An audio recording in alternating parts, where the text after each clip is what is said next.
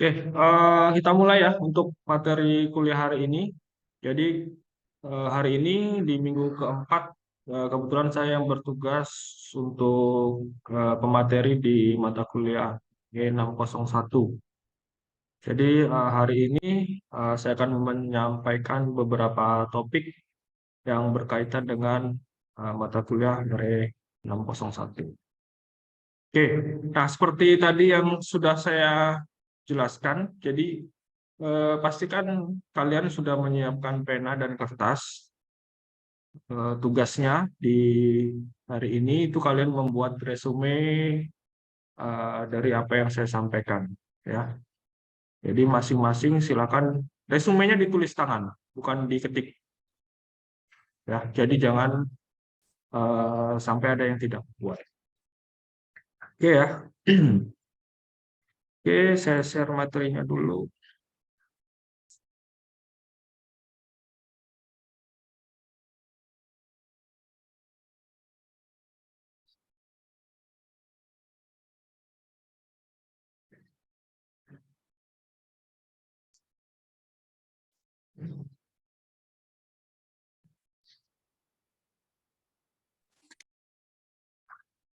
Sudah terlihat? Sudah, Pak. Sudah, Pak. Oke, jadi pembahasan kita hari ini yaitu berkaitan dengan Advanced Industrial Robot Design. Jadi bagaimana mendesain sebuah robot yang berstandar industri, ya kira-kira seperti itu. Kemudian subtopiknya yang akan saya sampaikan untuk hari ini. Pertama itu nanti kita akan membahas tentang standar untuk industrial robot itu sendiri, standar apa yang digunakan, ya. Kemudian kita membahas faktor safety, lalu di power consumption atau penggunaan energi listrik, ya, yang berkaitan dengan energi efisiensi. Kemudian kompleksitas dari desainnya, jadi bagaimana mendesain yang baik, seperti itu. Lalu bagaimana untuk maintenance strateginya, dan yang keenam, karena sekarang sistem robotik itu sudah diintegrasikan dengan internet, jadi ada pembahasan tentang cyber security, bagaimana keamanan cybernya yang berkaitan dengan robot tersebut. Dan yang terakhir itu nanti pembahasan tentang bagaimana mengukur performance dari robotnya. Jadi setelah mendesain sebuah robot, bagaimana cara mengujinya? Kira-kira robot yang didesain ini sudah baik atau belum? Ya, jadi ada beberapa performance matrix yang bisa digunakan untuk mengukur performance-nya. Oke, next. Nah, pertama untuk standar yang digunakan di industrial robot itu ada beberapa standar acuan yang bisa digunakan. Jadi ada tiga standar utama ya. Jadi ada standar ISO, kemudian ada ANSI atau RIE, lalu ada IEC. Nah, masing-masing standar ini bisa digunakan, bisa pilih salah satunya mau menggunakan yang ISO, ANSI, atau IEC. Nah, biasanya kalau untuk robotics, yang terutama yang di Batam ya, kalau Anda mendevelop sebuah sistem automation atau apa, itu yang digunakan adalah yang IEC ini. Jadi IEC ini kalau di Batam sendiri lebih dikenal dibandingkan yang 4 di atasnya ini. Kemudian untuk ISO sendiri itu ada beberapa kode standar. Ada 10218 ini membahas, ya, standarnya itu membahas tentang requirement atau safety requirement untuk robot industrial itu sendiri, atau ketika robot tersebut diintegrasikan ke sistem lain. Jadi misalkan di sebuah line produksi ada robot dan robotnya tersebut diintegrasikan ke sistem lain, maka Anda bisa mereference ke standar ini untuk apa-apa saja yang perlu diperhatikan. Ya, jadi standar ini gunanya itu untuk memberikan guideline atau ketika kita mendesain harusnya seperti ini, ya, ada ketentuannya, seperti ada rule-nya ya. Kalau di perlombaan robot itu ada rule-nya. Tapi kalau Anda mendevelop produk, maka rule-nya itu adalah standar ini. Nah, kemudian ada ISO 13482. Ini untuk khusus servis robot. Jadi sekarang kan sudah berkembang ya servis robot, kayak robot pelayan yang dia bisa ngomong, terus jadi kayak penerima tamu, ngarahin tamunya kemana kalau di dalam sebuah hotel. Nah, itu ada standarnya khusus, yaitu ISO 13482. Kalau yang di atas ini 10218 ini lebih ke industrial robotics-nya. Tapi kalau yang ISO 13482 ini lebih ke service robot. Lalu yang ketiga, yang ISO ini standar nomor 15448. Jadi standar yang ini khusus membahas tentang programming industrial robot. Jadi bagaimana sintaksnya, programming language yang digunakan itu seperti apa, dan semanticsnya bagaimana itu dibahas di sini. Jadi memprogram juga ada ketentuannya ya. Jadi kalau mendevelop yang standar industri, maka harus mengacu ke sini programming language-nya. Jadi nggak bisa sembarangan. Nah, itu yang untuk ISO yang 3 standar tadi. Sementara untuk yang standar ANSI atau RIA ya, Robotics Industries Association, ini biasanya dipakai di US ya. Nah, ini pembahasan standarnya mengcover tentang safety requirement. Jadi kalau dilihat di sini safety itu menjadi isu yang paling banyak dibahas di standar-standar yang sudah ditetapkan ya. Kemudian ada guideline untuk mendesainnya, menginstalnya bagaimana, mengoperasikan, dan maintenance-nya. Kemudian yang terakhir itu yaitu standar IEC 61508. Nah, ini bisa digunakan untuk sistem robotik ataupun sistem automation ya. Jadi sama. Nah, yang di sini lagi-lagi yang dibahas adalah safety. Safety dari electrical, elektronik, terus programmable electronic system atau controllernya. Nah, kemudian yang dibahas selain itu adalah desain. Jadi desain itu menjadi titik poin utama ya yang ditentukan dalam sebuah standar. Bagaimana mengimplementasikannya, bagaimana mengoperasikannya. Nah, ini nanti standar-standar ini tidak bisa di-download bebas ya. Jadi kalau kita mau mendapatkan file standarnya ini, itu ada fee yang harus dibayar. Jadi ini bukan standar yang Anda bisa cari di internet, terus ketemu PDF-nya, terus tahu guideline-guideline-nya seperti apa. Tidak. Tapi ini standar ini kalau mau dapat dokumennya itu harus bayar dulu ke penyedianya, IEC, ISO, atau ANSI, baru kita dapat dokumennya. Nah, setelah itu, setelah kita dapat dokumennya, kita membuat desain, misalkan desain robotnya sesuai dengan guideline-nya, maka selanjutnya ada yang disebut dengan proses sertifikasi. Nah, sertifikasi ini yaitu dilakukan oleh pihak ketiga. Kalau misalkan Anda pernah dengar yang namanya TÜV, ya.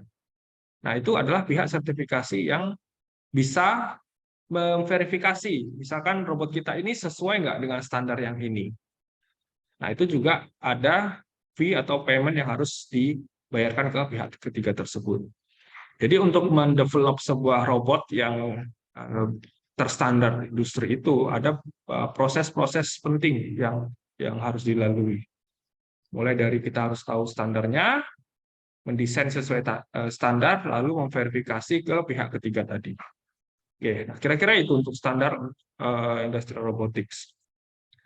Nah, sekarang kita bahas satu persatu ya, yang kira-kira dibahas di standar tersebut secara general saja. Pertama terkait aspek safety.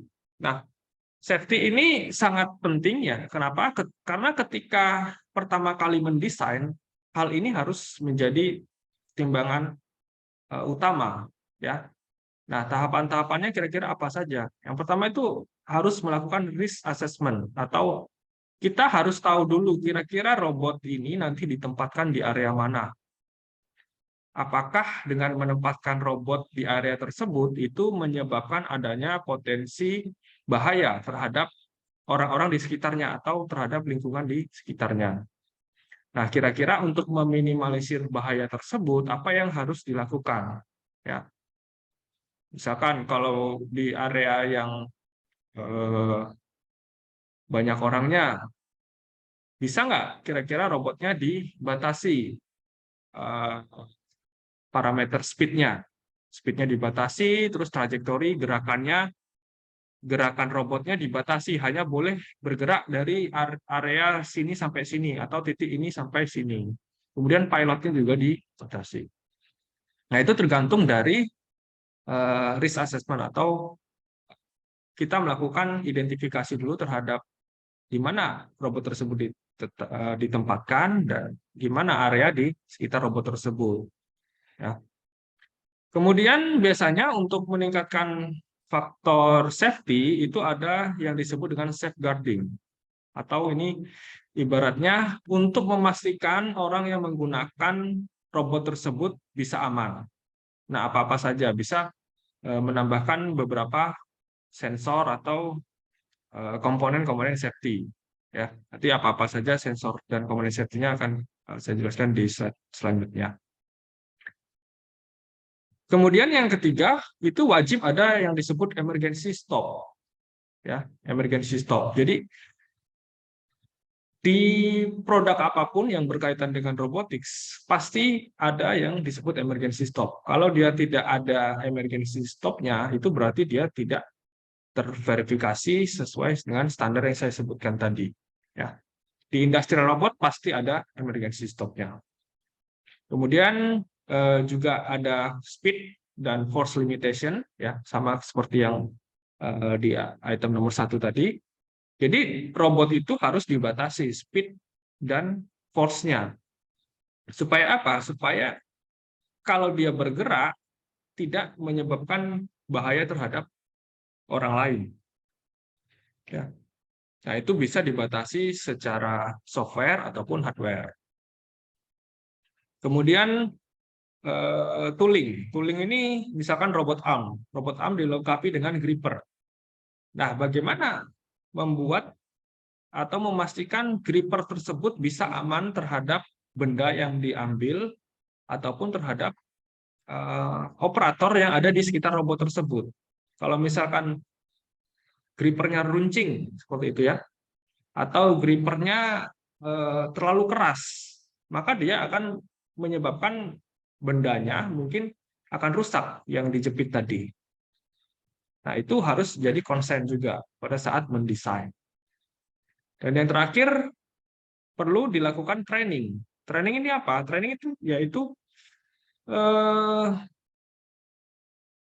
ini ya, seperti mengajari ke siapa yang akan menggunakan robot tersebut.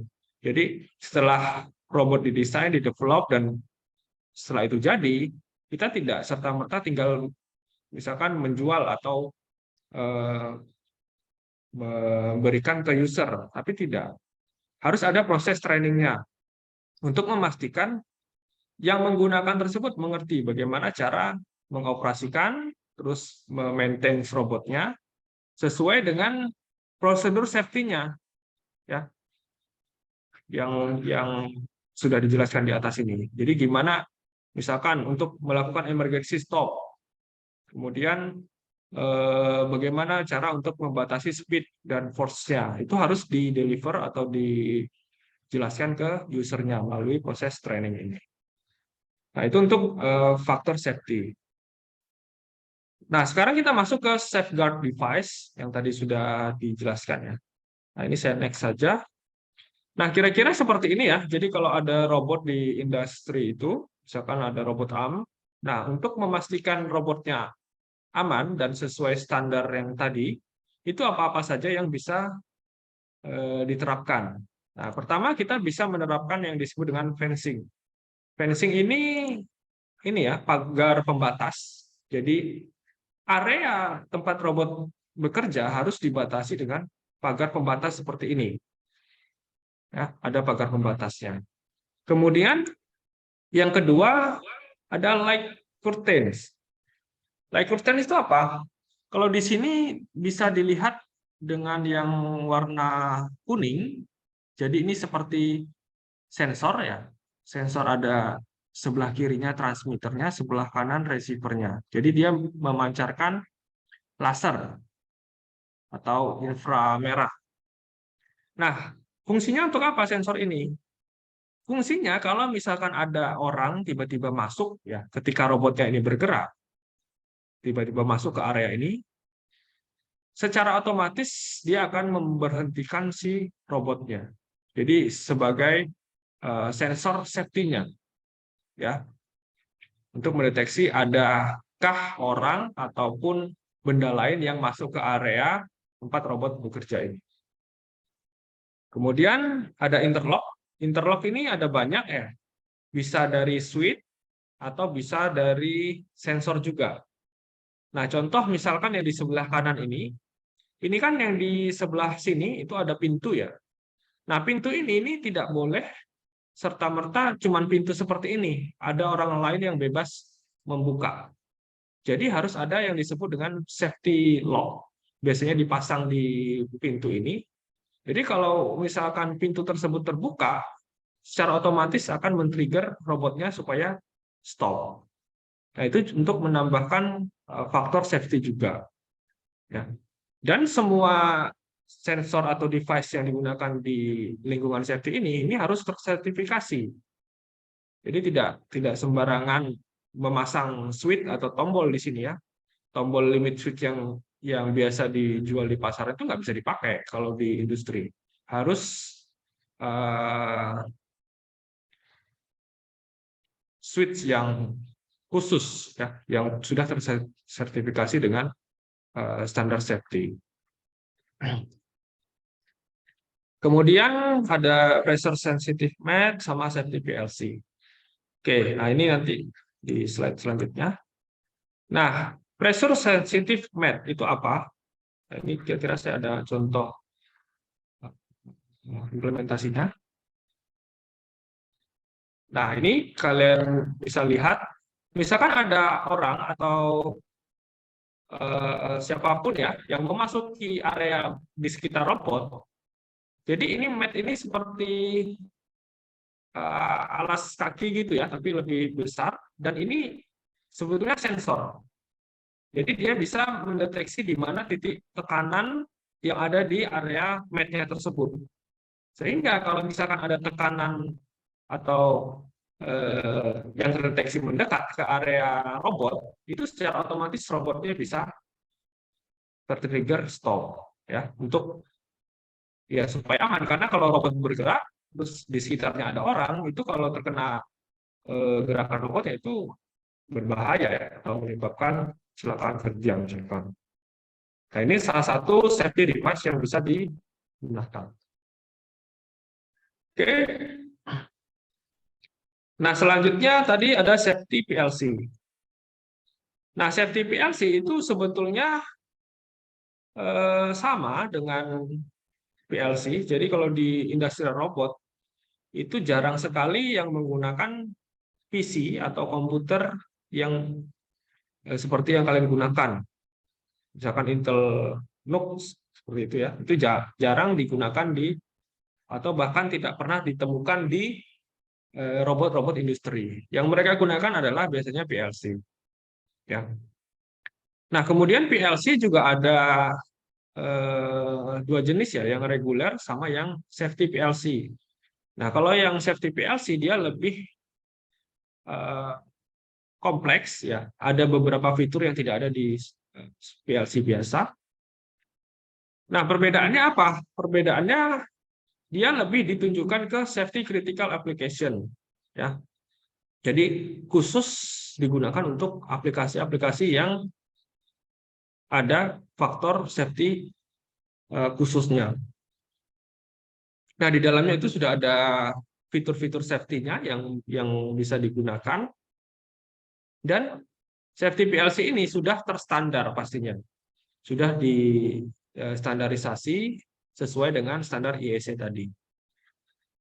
Kemudian biasanya dia memiliki jumlah input atau output yang lebih banyak, dan perlu programming khusus atau ada fungsi-fungsi khusus yang bisa digunakan untuk menghandle terkait dengan safety-nya.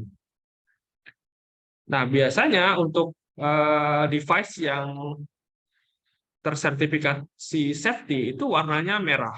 Jadi kalau misalkan kalian lihat di industri atau di mana ada komponen warnanya merah, berarti itu sudah tersertifikasi safety.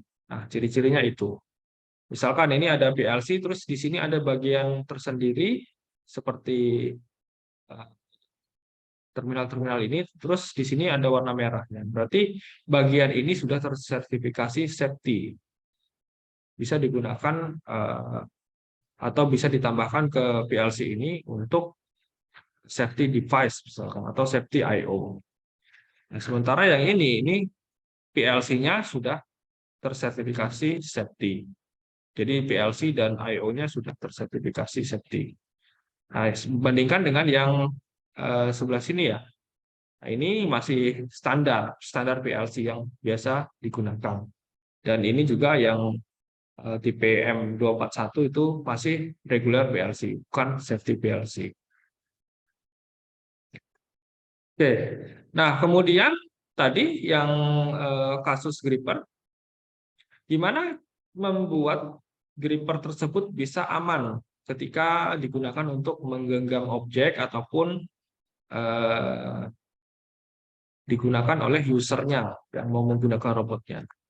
Nah, salah satunya itu adalah ini ya, menggunakan soft gripper. Jadi grippernya ini diaktuasi oleh tekanan udara. Nah, jadi dia bisa digunakan untuk menggenggam objek, tapi kalau mengenai ini ya bagian tubuh operatornya itu tidak ada faktor resiko kecelakaan kerja. Nah, ini misalkan untuk mengambil barang, oke bisa, tapi kalau dia mengenai operator itu lebih aman bandingkan dengan gripper yang menggunakan part aluminium misalkan. Nah, itu bisa menggenggam objek, tapi bisa juga melukai operatornya. Nah, itu akan menjadi concern yang serius kalau di aspek safety-nya. Oke, nah itu tadi untuk safety. Kemudian faktor efisiensi energi. Jadi ini sangat penting juga diperhatikan. Ya. Ketika kita mendevelop sebuah robot ataupun proyek apapun, energi efisiensinya harus menjadi konsen utama. Nah, kalau di robotics, biasanya yang menjadi faktor utama terkait energi efisiensi adalah motor. Nah, motor itu banyak jenisnya. Ada brushless, ada BLDC, ada brush, kemudian ada servo, dan lain-lain.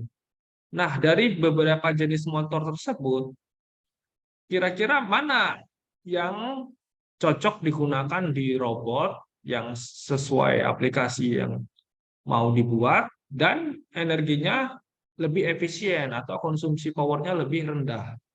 Jadi pemilihan motor itu menjadi concern yang sangat penting kalau di aspek energi efisiensi ini. Kemudian yang kedua itu sekarang ada teknologi yang disebut dengan regenerative braking. Nah, ini nanti akan saya jelaskan lebih lanjut. Yang ketiga, menggunakan komponen yang energi efisien. Jadi tidak hanya motor ya, komponen elektronik itu juga menjadi pertimbangan. Contoh, misalkan kalau kita menggunakan lampu LED, itu lebih hemat energi ya dibandingkan lampu yang lain.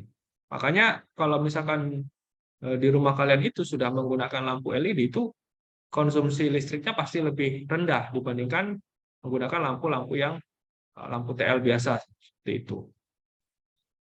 Nah, selain lampu itu komponen chip ya atau microcontroller itu juga ini ya, juga ada faktor energi efisiensinya. Misalkan kalau Anda bandingkan Arduino yang chipnya AVR dibandingkan dengan microcontroller ARM, itu lebih energi efisien menggunakan microcontroller ARM. Ya, kalau diukur powernya lebih kecil microcontroller ARM dibandingkan yang Arduino atau AVR. Nah, selain mempertimbangkan komponen yang digunakan dan motor, programmingnya juga memberikan dampak yang signifikan ke energi efisiensi. Contohnya seperti apa? Contoh misalkan robot ingin bergerak dari sebuah ruang A ke ruang B. Nah, kalau sistem programmingnya bagus, mempertimbangkan jalur terpendek, otomatis energi yang dibutuhkan untuk berpindah dari ruang A ke ruang B lebih kecil dibandingkan menempuh jalur yang lebih panjang. Nah, di sini faktor programming menjadi penentu untuk energi efisiensi. Lalu ada power management, ya. Jadi ya power management ini tidak hanya diterapkan di robot ya, tapi di semua perangkat elektronik. Simpelnya seperti ini, misalkan Anda punya laptop ya, laptop sedang tidak digunakan, kemudian diposisikan ke dalam kondisi sleep. Nah, itu salah satu cara untuk menghemat energinya. Ya. Atau di shutdown. Tapi kalau di shutdown kan nanti untuk startupnya lebih lama. Jadi sebaiknya diposisikan ke dalam kondisi sleep. Begitu juga misalkan robot. Kalau misalkan robot sedang tidak ada task yang signifikan, maka sebaiknya dikondisikan dalam posisi sleep. Ya, motornya dimatikan, di break, kemudian kontrolernya dikondisikan ke dalam kondisi sleep juga. Kemudian yang mempengaruhi energi efisiensi terakhir adalah proses maintenance. Jadi maintenance itu juga mempengaruhi. Kenapa mempengaruhi? Misal Anda punya sebuah motor ya, motor yang ada gearnya ya. Nah, ketika gearnya itu sudah terlalu seret karena tidak pernah di cleaning atau diberikan cairan lubrikan, itu akan membuat daya yang dibutuhkan motor untuk menggerakkan gear tersebut lebih besar. Jadi kalau misalkan motornya lebih sering di cleaning, diberikan lubrikan, itu lebih membuat energi yang dibutuhkan oleh si motor tersebut lebih kecil. Nah, itu beberapa aspek yang bisa meningkatkan energi efisiensi pada robot. Nah, tadi saya jelaskan regenerative braking. Nah, konsep ini sebetulnya sudah diterapkan di mobil ya. Jadi mobil yang hibrid yang ditenagai oleh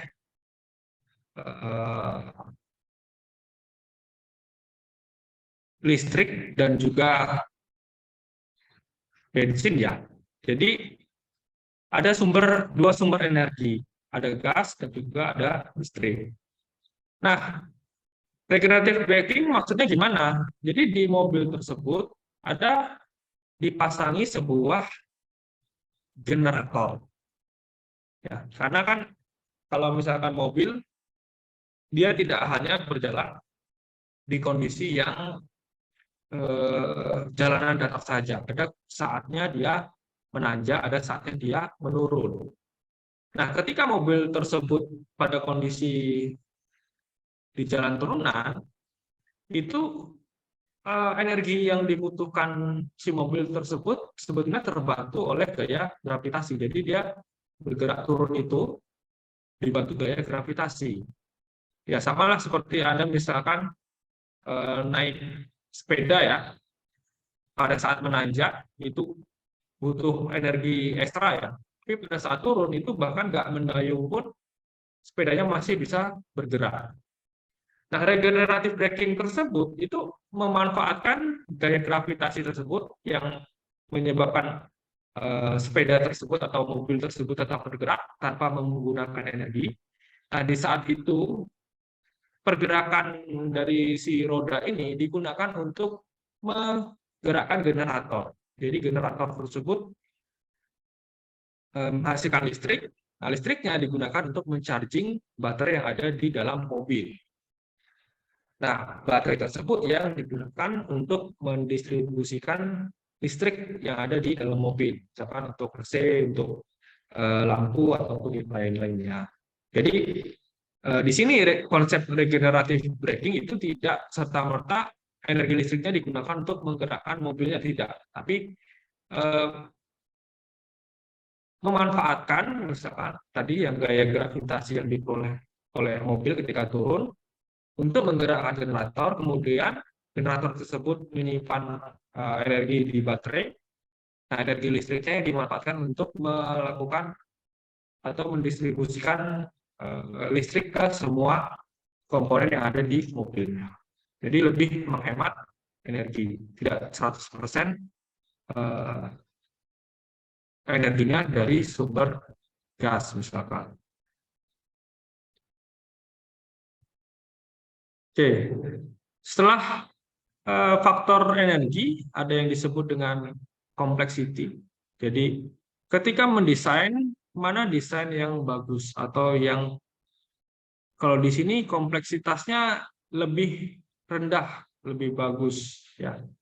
Tidak terlalu kompleks tapi masih memiliki fungsi yang sama.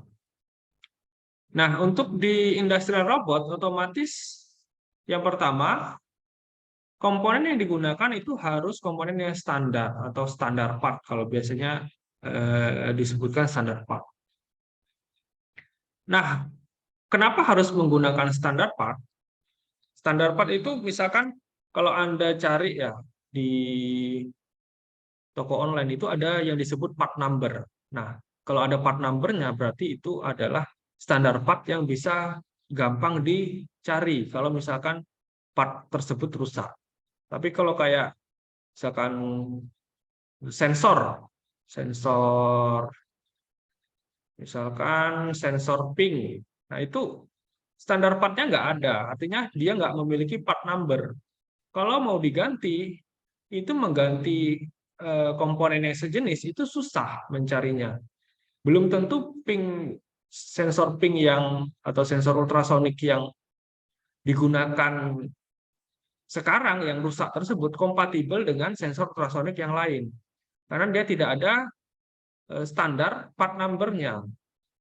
Nah, sebaiknya ketika mendesain sebuah robot industri itu menggunakan komponen yang memiliki part number. Nah, di industri itu sudah umum ya hal tersebut. Jadi kalau misalkan suatu saat kalian bekerja di industri, kemudian disuruh mendevelop sebuah project, ya pastikan di project tersebut komponen yang digunakan memiliki part number. Kalau menggunakan komponen yang tidak punya part number, otomatis pasti ditolak. Kenapa? Karena kalau terjadi kerusakan, itu mencari komponennya akan susah. Dan kalau komponen penggantinya itu tidak ditemukan, yang terjadi apa? Yang terjadi adalah breakdown time, artinya proses produksi itu tidak bisa berjalan. Nah, itu sangat dihindari kalau di industri. Ya, apalagi menggunakan komponen custom yang kalian buat sendiri, misalkan PCB-nya dibuat sendiri. Nah, itu kalau rusak mau gimana gantinya? Ya kalau misalkan Anda masih bekerja di perusahaan tersebut. Kalau suatu saat sudah tidak bekerja lagi di perusahaan tersebut, siapa yang bisa mereplace komponen tersebut? Di pasaran nggak ada dijual. Kemudian komponennya juga custom dibuat sendiri. Apalagi ditambah dengan nggak ada dokumentasinya. Nah, itu akan sangat menyulitkan proses maintenance nantinya. Terus desain kalau bisa yang modular. Modular itu apa? Modular itu artinya di desain tersebut kalau misalkan mau diganti dengan salah satu part rusak diganti dengan part lain itu mudah ditemukan gitu ya. Artinya jangan ada satu part yang dibuatnya sulit, kemudian cuman ada satu-satunya. Nah, itu sangat sangat dihindari. Sama seperti yang tadi standar komponen ini. Terus yang nomor 3, mudah diintegrasikan dengan sistem yang lain. Karena pada dasarnya di industri robot itu tidak bekerja sendiri, tidak independen. Pasti dia nanti akan dihubungkan ke line produksi, dihubungkan dengan misalkan mesin yang lain, dihubungkan dengan sistem database dan lain-lain. Nah, usahakan robot industri yang didesain itu punya fitur itu. Jadi walaupun belum digunakan, tapi sebaiknya menyediakan fitur tersebut. Keempat, itu ada user interface. User interface ya sangat penting untuk operator. Nah, di sini mindset-nya kita membuat sebuah robot itu untuk digunakan oleh orang lain, bukan digunakan oleh Anda sendiri yang ngerti. Ya. Desain yang bagus atau sistem yang bagus itu ketika Anda misalkan membuat robot, kemudian mengajari orang lain untuk mengoperasikan robot tersebut, itu mengajarinya cukup cepat. Karena di industri itu proses transfer tadi, transfer ilmu atau proses training tadi itu palingan 1 minggu. Jadi kalau 1 minggu mengajari orang lain mengoperasikan robotnya bisa selesai, itu berarti desainnya sudah bagus, user interface-nya sudah bagus. Tapi kalau misalkan yang diajari belum paham dalam waktu 1 minggu, nah itu artinya ya mungkin desain Anda ini terlalu kompleks, cuman Anda yang ngerti. Ya, kompleks itu belum tentu bagus. Ya, kompleks itu belum tentu bagus. Yang bagus itu bagaimana membuat desain yang simple, gampang digunakan oleh orang lain.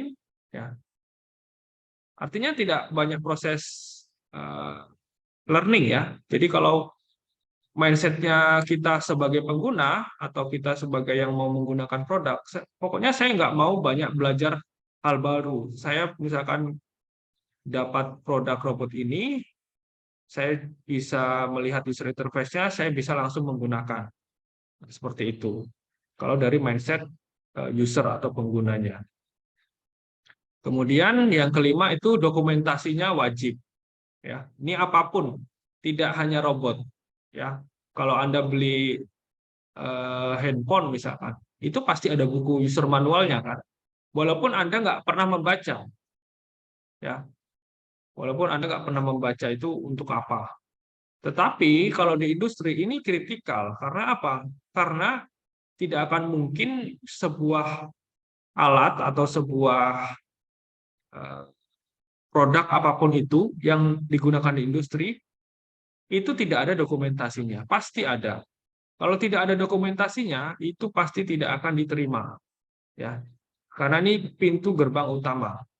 Jadi gimana cara maintenance-nya, gimana cara mengoperasikannya, itu harus ada dokumentasinya. Karena apa? Karena tadi di industri itu setiap orang tidak akan mungkin di sana terus, ya pasti 3 tahun berganti atau 5 tahun ganti orang baru. Nah, kalau misalkan berganti orang baru, cara yang paling gampang untuk memahami peralatan yang ada di sekitar itu gimana? Melalui dokumentasi. Ya, nggak mungkin diajari, ya, nggak mungkin diajari secara terus-menerus. Kalian pun sama. Kalau misalkan di kuliah selalu diajari, itu salah. Artinya proses kalian belajar itu tidak ada. Karena di industri juga seperti itu. Jangan harap kalian akan diajari. Kalian palingan dikasih yang namanya dokumentasi. Dokumentasi project. Nah, project ini ada problem ini dokumentasinya, silakan dikerjakan. Nah, kalau seperti itu, kira-kira bagaimana? Ya, Kalau Anda tidak mulai belajar dari sekarang, ya itu nanti efeknya nanti kalau Anda sudah bekerja. Jadi usahakan semua yang apapun yang dikerjakan, baik itu oleh tim ataupun oleh masing-masing orang, punya dokumentasinya. Bahkan saya sendiri ketika mengerjakan dulu proyek tesis saya, itu semua yang pernah saya lakukan itu saya tulis. Supaya apa? Supaya saya ingat kalau misalkan ada problem, kemarin saya ngapain? Saya tulis. Nah, sekarang kalau di proyek Anda masing-masing, catatannya cuma ada di kepala kalian masing-masing, itu semester depan pasti kalau ada problem yang sama pasti lupa. Ya. Kenapa? Karena nggak ada dokumentasinya. Gimana? Cuman kamu saja yang paham. Itu pun pahamnya sekarang. Kalau misalkan setahun lagi, kira-kira saya tanya, itu pasti nggak akan bisa melakukan hal yang sama. Ya. Nah, itu pentingnya dokumentasi di sini. Kemudian yang keenam, programmingnya harus simple. Ya. Artinya nggak penting pakai ROS yang kompleks. Ini itu tidak. Kalian lihat contoh ya, misalkan semester 6 kan sudah belajar yang industrial robot. Di UR itu coba perintahnya cuman ada berapa ini palingan. Kalau di sini yang terlihat ada 8. Cuman ini aja, cuma 8 perintah. Move, perintah bergerak. Ya. Nah, di dalam ini kita nggak tahu ya. User itu nggak perlu tahu di dalam perintah move itu ada apa, ada pergerakan kontrol ini itu nggak perlu tahu user. Yang perlu tahu, oh move berarti untuk bergerak. Geraknya dari mana? Dari waypoint 1 ke waypoint 2. Waypoint satunya gimana cara ngesetnya? Tinggal digerakin robotnya. Nah, itu simple ya programmingnya untuk di sisi user. Di Denso juga sama. Di Denso sudah disediakan misalkan template programnya. Kalau misalkan mau buat pick and place, tinggal pilih program pick and place. Nanti tinggal disetting posisinya. Kalau mau digunakan untuk nyusun barang juga sudah ada template-nya. Tinggal disetting posisinya. Nah, ini sangat memudahkan user ketika menggunakan produk ataupun project yang sedang kalian develop. Oke, terus selanjutnya strategi maintenance. Maintenance penting, kenapa? Karena kalau misalkan sistem ataupun alat tidak pernah di maintenance, itu pasti akan rusak. Dan rusaknya itu rusak yang mungkin tidak bisa di recovery lagi ya. Ya, gampangnya misalkan kalian punya motor, bandingkan dengan motor yang setiap sebulan sekali misalkan di maintenance, diganti oli, dibandingkan dengan motor yang tidak pernah sama sekali. Mungkin yang tidak pernah sama sekali di maintenance ini, sekalinya dia rusak, mogok, dan nggak bisa digunakan lagi. Beda dengan yang sering di maintenance. Yang sering di maintenance mungkin kerusakannya kerusakan kecil. Ya. Nah, preventive maintenance ada juga predictive maintenance. Kalau preventif berarti sebelum kerusakan itu terjadi, kita apa yang bisa kita lakukan untuk merawat si alat ataupun robot tersebut. Ya. Kalau predictive maintenance, kita memperhitungkan misalkan, karena semua komponen itu ada yang disebut dengan MTBF, mean time before failure. Artinya, berapa waktu rata-rata komponen tersebut akan rusak. Nah, itu sudah ada harusnya di datasheet dari komponen tersebut. Jadi misalkan Anda buat robot arm menggunakan motor A.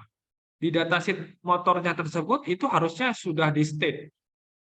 Rata-rata kerusakan motor ini dalam waktu misalkan 3 tahun. Nah, otomatis sebelum waktu 3 tahun tersebut lebih baik dilakukan penggantian, ya. Karena kita sudah bisa memprediksi nih, komponen ini rusaknya dalam 3 tahun ke depan. Nah, jangan sampai setelah 3 tahun walaupun dia kelihatannya nggak rusak, dibiarkan saja. Nah, itu salah. Ya. Kalau sudah tahu waktu predictive maintenance-nya kapan, ya sebaiknya diganti. Untuk menghindari tadi yang downtime tadi. Modular design tadi sudah dibahas, ya, untuk memudahkan maintenance juga. Jadi kalau misalkan menggunakan komponen yang modular, modular itu yang umum ya, yang bisa di-replace dan diganti dengan cepat seperti itu. Itu lebih memudahkan proses maintenance-nya. Terus accessibility, ya. Misalkan di robot nggak semuanya harus disolder mati. Ya. Kalau misalkan bisa menggunakan konektor, gunakan konektor yang terstandar juga. Jangan konektor misalkan yang kabelnya dialiri arus 5 ampere, menggunakan konektornya yang tidak sesuai. Nah, itu menyebabkan kerusakan juga ujung-ujungnya. Jadi, gunakan komponen yang standar sesuai requirement safety-nya seperti apa. Robustness, nah, artinya semakin sedikit frekuensi maintenance-nya, itu maka semakin bagus. Kemudian yang terakhir itu ada remote monitoring. Nah, ini salah satu tren sekarang. Apapun mesin ataupun robot itu harus bisa dimonitoring secara remote. Karena apa? Untuk memudahkan, misalkan terjadi problemnya kenapa? Karena nggak selalu kita ada di area sekitar robot ataupun area sekitar alat tersebut ditempatkan. Bisa jadi kita sedang tidak di tempat, nah terjadi hal yang urgent, misalkan robotnya tidak bisa bergerak. Nah, kalau kita bisa melakukan remote monitoring melalui internet, itu akan memudahkan proses maintenance. Nah, ini sangat membantu sekali. Oke, sampai sini ada pertanyaan?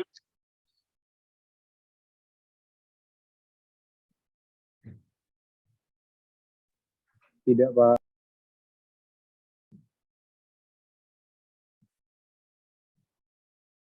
Oke, siapa ketua kelasnya di sini? Rofik, Pak. Rafik, Pak. Siapa? Pak jelas. Saya, Pak. Rofik, Pak. Rofik, Pak. Rofik, berapa jumlah anggota kelasmu?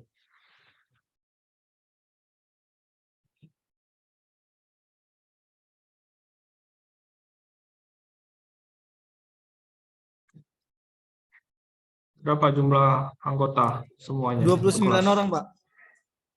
29 orang. Iya, Pak. Cuma ada 19 dikurangi saya 1, berarti cuma ada 18 orang. Oke, yang tidak ada hari ini saya anggap alfa, ya. Nggak ada toleransi. Dan yang tidak mengumpulkan resume saya anggap alfa juga. Oke, nah kita lanjut ya. Maintenance strategi sudah. Ini diselesaikan sebelum jam 2 selesai. Terakhir, cyber security, karena tadi ya, sekarang robot itu nggak hanya independen berdiri sendiri, tapi juga diintegrasikan ke perangkat lain ataupun ke internet. Nah, kalau misalkan sebuah device atau apapun itu sudah terkoneksi ke internet, maka ada ancaman lain yang muncul, yaitu ancaman cyber security. Ya, bisa dihack melalui jaringan internet. Nah, bagaimana cara kita meningkatkan faktor security-nya, faktor keamanan cybernya? Oke, ada beberapa cara ya. Pertama, yang namanya robot itu pasti ada komputer di dalamnya. Walaupun komputernya misalkan komputer industrial, ya, ataupun PLC, itu juga bisa dianggap komputer. Nah, untuk terkoneksi ke internet, otomatis selama dia terkoneksi dalam satu jaringan internet, semua bisa mengakses. Kalau dia punya otoritas, ya, punya username-nya apa, password-nya apa, terus connect-nya melalui port yang nomor berapa. Nah, hal tersebut harus kita batasi. Dengan cara apa? Dengan cara menggunakan komunikasi protokol yang aman. Jadi misalkan kalian mengirimkan data yang biasanya ya menggunakan misalkan protokol komunikasi data TCP atau UDP, atau mengirimkan data melalui koneksi serial. Nah, itu sekarang yang Anda lakukan itu datanya mentah-mentah dikirim. Misalkan mengirim string hello melalui komunikasi serial. Yang kalian kirim string hello. Nah, itu sangat gampang dibajak. Kalau misalkan saya punya ini ya, saya punya akses untuk monitoring datanya, yang data string tadi yang hello, walaupun dia dikirimkan melalui serial port dalam bentuk sinyal tersebut bisa saya decode, ya. Misalkan binary dari data tersebut apa, itu saya bisa convert balik ke kode ASCII dan itu bisa saya baca datanya. Dan komunikasi seperti itu nggak ada security-nya, artinya kalau orang lain punya akses untuk melogging datanya, itu bisa kebaca semua, apa yang dikirimkan, apa yang diterima.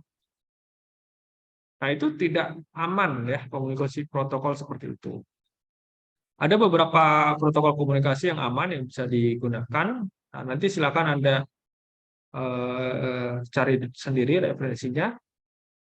Pada intinya dia sebelum data tersebut dikirimkan itu akan dienkripsi terlebih dahulu. Jadi data yang tadi misalkan string hello saya kirimkan ke serial port, maka yang muncul di serial port itu yang sinyal-sinyalnya tadi tidak akan sama dengan string hello, tapi dia diacak dulu. Diacak baru dikirimkan, kemudian yang nerima juga mendekode atau artinya mengembalikan data yang acak tadi direkonstruksi supaya menjadi data yang aktualnya. Nah, kalau dengan cara seperti itu, kalaupun di logging oleh orang lain, kalau dia nggak punya kuncinya untuk membuka decode-nya, itu nggak akan bisa. Nah, itu salah satu faktor untuk meningkatkan keamanan di sistem yang terintegrasi dengan internet. Terus akses kontrol, ini mungkin sudah sering ya. Di robot, kalau misalkan operator yang mau menggunakan dibandingkan dengan engineer yang mau menggunakan, itu ada akses-akses yang dibatasi. Mana yang boleh diakses oleh engineer, technician saja, atau mana yang boleh diakses oleh operator saja. Nah, itu yang disebut dengan akses kontrol. Jadi, levelnya berbeda. Sama seperti misalkan Anda punya komputer ya, Anda yang jadi super admin, kemudian Anda buat user baru. Nah, user ini nggak bisa misalkan install software, dia hanya bisa menggunakan. Nggak bisa setting WiFi, nggak bisa setting IP address. Nah, itu salah satu contoh membatasi akses kontrol. Dan itu penting ya kalau di industrial. Karena apa? Karena yang menggunakan sistem tersebut hanya beberapa orang, dan itu mungkin tingkat pengetahuannya berbeda. Contohnya misalkan tadi operator, dia cuma bisanya mungkin menjalankan software dengan cara tekan tombol start, kemudian sudah. Tapi kalau misalkan engineer, itu dia mengerti bagaimana cara settingnya, bagaimana cara konfigurasinya, makanya harus ada akses kontrol yang berbeda. Terus patch management, ya kalau misalkan sistemnya menggunakan komputer, ya komputernya harus diupdate reguler. Supaya apa? Ya security itu tidak hanya di sisi robotnya saja, tapi misalkan ada komputer yang digunakan, misalkan menggunakan OS Linux Ubuntu. Nah, kalau nggak diupdate, otomatis kalau ada OS-nya tersebut ada bugs, itu bisa berefek sistem kita juga ikut terserang karena bugs dari si OS tersebut. Lalu ada yang disebut dengan segmentation. Segmentation ini membatasi. Jadi tadi kan misalkan robot tersebut mau dikoneksikan ke internet. Nah, walaupun koneksi melalui internet, bagaimana caranya supaya dia tidak bisa diakses oleh orang lain yang terkoneksi di jaringan yang sama? Atau bagaimana caranya supaya koneksi yang masuk ke robot tersebut dibatasi hanya orang-orang tertentu saja, ya, atau melalui port tertentu saja. Nah, ini bisa menggunakan firewall atau VPN atau yang lain-lainnya untuk membatasi koneksi tersebut. Lalu bisa ditambahkan physical security. Physical security ini ya berarti sistem keamanan yang sifatnya fisik. Contoh, dipasangi CCTV, ya, untuk supaya tahu siapa kira-kira orang yang mengakses pada jam tertentu di robot tersebut.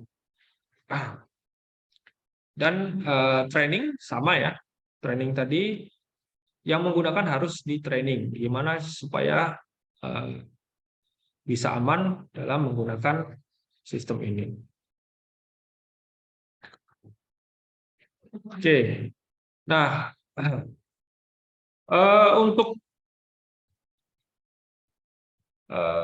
tadi yang cyber security ini contohnya ini ya. Jadi sekarang ada yang disebut dengan teknologi digital twin. Jadi orang yang berbeda area atau orang yang dari jarak jauh itu bisa mengontrol robot secara remote ya, melalui virtual menggunakan VR seperti ini ya, dan melalui jaringan internet pastinya. Nah, kalau seperti ini kan ada potensi yang mengontrol robotnya ini bisa tidak, atau bisa jadi orang yang tidak punya auto rest. Artinya kalau misalkan ada orang yang tahu user sama passwordnya, ya berarti dia bisa ngontrol robotnya. Nah, itu tadi kenapa cyber security menjadi penting di sini. Gimana cara membatasinya, ya hanya orang-orang tertentu saja, dan bisa jadi aksesnya juga dibatasi. Nah, salah satunya yaitu ya pastinya menggunakan password. Ya, password juga sama. Ada username, password, dan passwordnya harus kompleks. Tidak bisa password yang gampang ditebak, 1, 2, 3, 4, 5, 6. Ya, itu sudah dengan menggunakan password yang simpel seperti itu artinya Anda sudah membuka peluang supaya sistem tersebut dapat diretas. Ya, gunakan password kompleks dan diganti secara berkala. Terus menggunakan multi-factor authentication. Nah, ini sudah banyak diterapkan. Misalkan contoh lah yang gampangnya di Tokopedia. Kalau kalian login dari device lain, itu dia akan ngirim SMS OTP ke handphone. Nah, itu salah satu yang disebut dengan multi-factor authentication. Jadi tidak cukup hanya user dan password saja, tapi ada autentifikasi lain yang diperlukan. Nah, ini bisa ini ya menggunakan OTP tadi, atau misalkan menggunakan biometrik, menggunakan fingerprint atau face recognition. Jadi selain dia juga harus tahu user dan password, face-nya harus benar orang tersebut, atau fingerprint-nya harus benar. Kemudian memberikan role-based access. Nah, seperti tadi, kalau misalkan engineer, itu pasti aksesnya lebih kompleks yang bisa diakses, tapi kalau operator dia mungkin hanya bisa mengakses fitur-fitur yang gampang saja. Kemudian atribut based access control, misalkan tadi ada robot yang bisa dikendalikan oleh seseorang melalui jaringan internet. Bisa nggak, misalkan robot tersebut hanya bisa dikontrol oleh orang lain yang ada di Indonesia. Jadi selain di Indonesia, tidak akan ada yang bisa mengontrol robot tersebut. Nah, itu salah satu yang disebut dengan attribute based access control. Ya, melakukan verifikasi lokasi dulu untuk bisa mengakses sistemnya. Oke, kemudian privilege access management. Privilege access management ini lebih dikenal dengan sistem logging ya. Jadi misalkan ada sebuah robot yang bisa diakses oleh banyak orang, ada operator, ada technician, ada engineer. Nah, pastikan semua yang dilakukan oleh user tersebut bisa terrecord. Misalkan operator login, ada lognya, loginnya kapan, siapa yang login, operator kan banyak ya. Misalkan ID operatornya nomor berapa, kapan dia login, dia melakukan apa, ya. Engineer juga sama. Engineer-nya siapa, kapan dia login, dia melakukan apa di sistem tersebut. Harus di-log. Untuk apa? Untuk memudahkan kalau misalkan terjadi hal-hal yang tidak diinginkan, kita bisa melihat status log-nya. Ya. Sama seperti misalkan di OS Linux ya. Kalau kita sebagai admin, kita bisa melihat historical apa yang dilakukan seseorang di terminal atau di sistem tersebut. Nah, itu untuk memudahkan ini atau meningkatkan security-nya. Jadi bisa tahu siapa kemarin yang bertanggung jawab melakukan akses ini. Sama tadi juga sudah dibahas physical access control ya, yaitu menempatkan misalkan kamera atau sensor safety yang pertama tadi kita sudah bahas. Nah, sekarang ini yang terakhir yaitu performance metric. Jadi setelah mendesain robotnya, lalu mempertimbangkan tadi aspek-aspek dari mulai safety, energi, complexity, terus cyber security dan lain-lainnya. Sekarang bagaimana cara kita mengukur si robot ini sebetulnya sudah oke atau belum? Ya, ini saya sebutkan ada 6. Ini yang general saja karena robot itu kan tipikalnya banyak. Misalkan di proyek kalian sendiri ada robot humanoid, sepak bola, terus robot sepak bola beroda, robot tari, dan lain-lain. Nah, ini saya tampilkan secara general saja. Nanti untuk kasus yang spesifiknya, itu bisa kalian cari referensi dari jurnal. Ya. Jadi cari jurnal yang berkaitan, misalkan tentang robot humanoid. Cari yang berkaitan dengan robot humanoid, lihat bagaimana mereka menyajikan data untuk mengukur performance dari robot tersebut. Nah, kalau secara general itu cuma ada 6 ya. Pertama cycle time, 2 throughput, 3 akurasi, 4 reliability, 5 maintenance time, 6 energi consumption.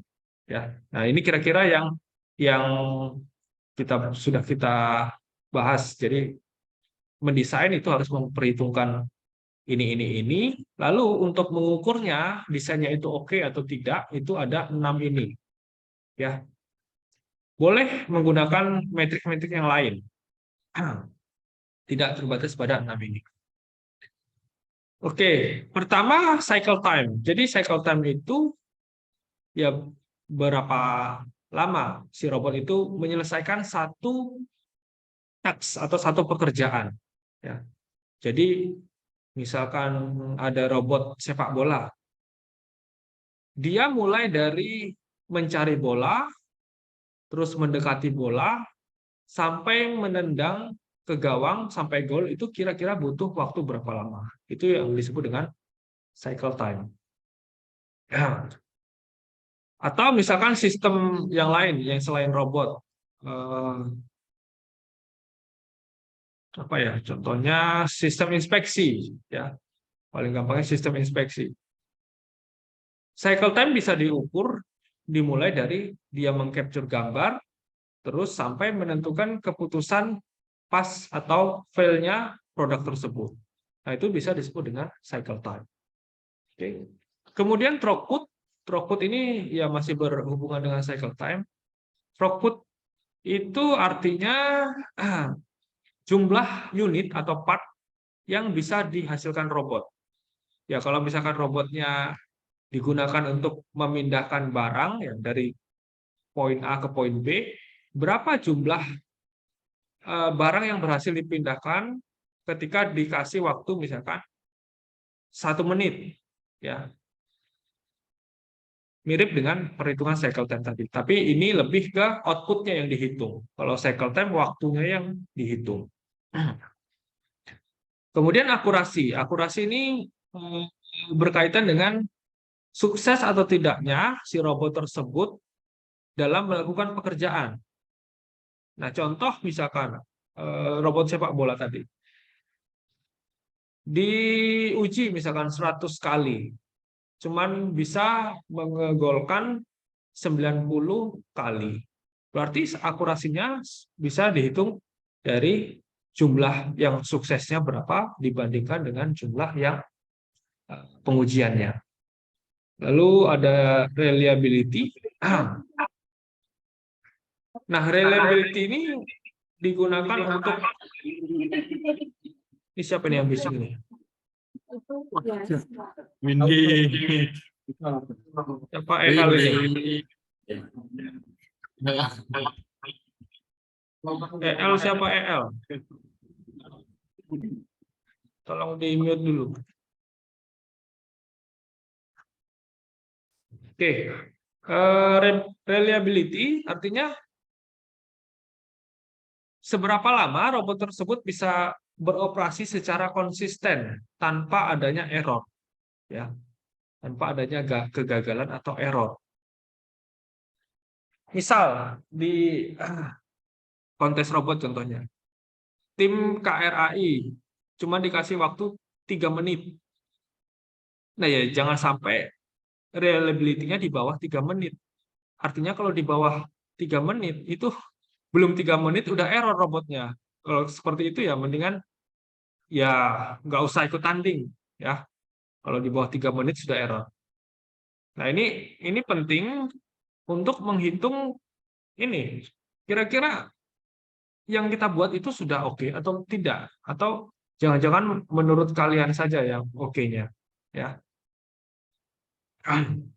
Lalu ada maintenance time sama energy consumption. Oke, ini saya next saja. Nah, ini bisa dilihat contohnya. Nanti tugasnya selain buat resume, kalian di akhir semester harus mengukur minimum 3 performance metric pada proyek yang sedang kalian kerjakan. Ya. Cycle time, contoh misalkan ada 10 jam kerja, ada sebuah robot yang digunakan untuk mengassembly produk, ya. Dia bisa mengassembly 500 produk dalam waktu 10 jam. Nah, lalu pertanyaannya cycle time-nya cara ngitungnya gimana? Ya, yang jam tadi dijadikan dulu menit ya, jadi 600 menit dibagi dengan jumlah produk yang dihasilkan. Artinya cycle time si robot ini 1,2 menit per produk. Dia cuma bisa menghasilkan satu produk dalam waktu 1,2 menit. Cycle time ini nilainya lebih kecil, lebih bagus. Nah, ini semua di project yang sedang kalian kerjakan bisa dihitung cycle time-nya. Jadi misalkan robot tari, dari mulai start awal sampai ke titik finishnya itu butuh waktu berapa lama. Ya, itu cycle time-nya. Atau tadi robot sepak bola, mulai dari mencari bola sampai mengegolkan ke gawang itu butuh waktu berapa lama. Semakin kecil maka dia semakin bagus. Ya, artinya semakin cepat kalian bisa mengegolkan bola ke gawang. Throughput ya tadi jumlah yang mampu dihasilkan. Nah, satuannya di sini unit per hour, UPH. Ini bisa juga diimplementasikan ke robot kontes misalkan. Misalkan dalam waktu 1 jam, robotnya cuma bisa ngegolin 2 gol. Artinya throughput-nya ya cuma 2 per 1. 2 gol per 1 jam. Ya, segitu. UPH. Unit per hour. Nah, ini throughput semakin besar, dia nilainya semakin bagus. Ya. Berbeda dengan cycle time. Cycle time semakin kecil semakin bagus, tapi kalau throughput semakin besar semakin bagus. Akurasi. Nah, ini. Seberapa sukses robotnya? Ujinya ya nggak bisa cuman 20 kali. Ya. Kalau 20 kali kurang valid nilai yang diperoleh. Minimal 100 kali. Ya, misalkan nguji sistem inspeksi. Ngujinya ya jangan terhadap satu produk, harusnya terhadap 100 produk. Nah, dari 100 produk tersebut dibandingkan hasil yang benarnya dibagi dengan 100 dikali 100%, dapatlah nilai akurasinya. Akurasi semakin tinggi nilainya semakin bagus. Kalau 100% sangat bagus. Tapi 100% kalau diuji hanya 20 kali, itu sangat jelek. Karena tidak merepresentasikan nilai 100% tersebut. Ya. Pengujiannya terlalu sedikit. Nah, kalau di industri, ini pengalaman yang pernah saya lakukan, untuk ukur akurasi itu biasanya di trial menggunakan 1000 produk. Jadi, misalkan ada sebuah mesin assembly ya, dengan mengassembly 1000 produk tadi, itu kira-kira produk yang oke, hasil assembly-nya itu berapa banyak? Kalau misalkan cuma oke 900, berarti akurasinya 900 dibagi 1000. 90%. Seperti itu. Terus ada reliability. Ya. Berapa lama sistem tersebut beroperasi dibandingkan dengan jumlah sistem tersebut beroperasi ditambah downtime. Downtime itu artinya waktu maintenance. Nah, ini semakin tinggi nilainya, maka dia semakin bagus. Artinya apa? Dia beroperasi terus tanpa adanya maintenance. Ya, tapi tidak akan mungkin ada sebuah sistem yang seperti itu. Tapi kalau misalkan terlalu rendah, artinya sistem tersebut kebanyakan maintenance-nya daripada operasinya, sistem operasionalnya. Dan itu sangat buruk. Terus maintenance time bisa dikalkulasi dari ini ya, perbandingan berapa lama waktu maintenance dibandingkan dengan waktu operasionalnya. Nah, ini lebih kecil harusnya lebih bagus karena semakin kecil artinya waktu maintenance-nya itu tidak memakan waktu yang lama. Terus untuk energi consumption bisa dihitung dengan mencari watt hour-nya ya. Jadi kalau misalkan ada robot, terus kebutuhan dayanya 100 watt, dia beroperasi sekian jam, tinggal dikalikan saja. Watt hour-nya itu berapa? Semakin rendah watt hour, semakin energi efisien berarti si robot tersebut. Oke, sampai sini ada yang mau ditanyakan? Ada? Tidak ada? Tidak ada, saya kasih tugas. Tugas pertama buat resume dari perkuliahan hari ini, ya, dikumpulkan hari ini juga, jam 12 malam. Saya buka bentar lagi di learning. Kemudian tugas kedua, pilih 3 performance metric di sini. Nah, ini kan saya jelaskan ada 6 tadi. Nah, ini pilih 3 yang mau kalian sajikan datanya di saat benchmark, ya. Kalau dari tim tidak ada yang menyajikan datanya, maka saya nolkan nilai tugasnya. Oke? Ada yang mau ditanyakan? Kenapa jadi nambah 22 sekarang? Siapa yang telat datang? Tadi hanya 19.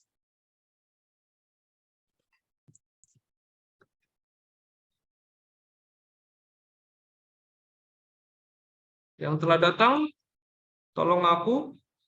Kalau enggak, saya cek di rekamannya nanti. Saya, Pak.